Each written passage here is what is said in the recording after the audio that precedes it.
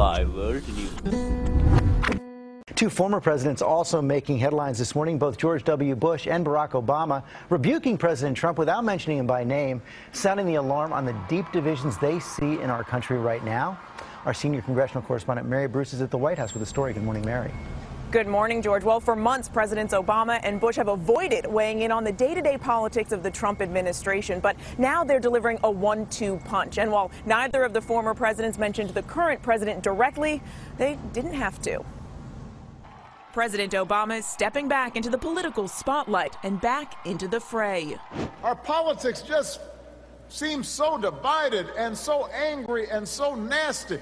At a campaign event overnight in Virginia, the former president never uttered the words Donald Trump, but his target was clear. We've got folks who are deliberately trying to make folks angry, to demonize people who have different ideas, to get the base all riled up because it provides a short-term tactical advantage. Also throwing down the gauntlet, George W. Bush in a blistering takedown Thursday. Bigotry seems emboldened. Our politics seems more vulnerable to conspiracy theories and outright fabrication. We've seen our discourse degraded by casual cruelty. At times it can seem like the forces pulling us apart are stronger than the forces binding us together. And he was adamant on some issues there is no wiggle room. Bigotry or white supremacy in any form is blasphemy against the American creed.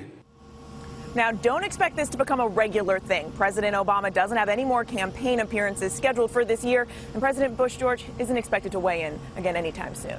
And Mary, meantime, late last night in the Senate, they passed that budget, which is an important first step towards getting that tax cut President Trump wants. Yeah, George, overnight Senate Republicans cleared that first major hurdle in their quest to overhaul the nation's tax code late last night, passing a budget resolution. This now paves the way for them to pass tax reform with just a majority vote. This budget now heads over to the House for their approval. Mary Bruce in Washington, thanks very much.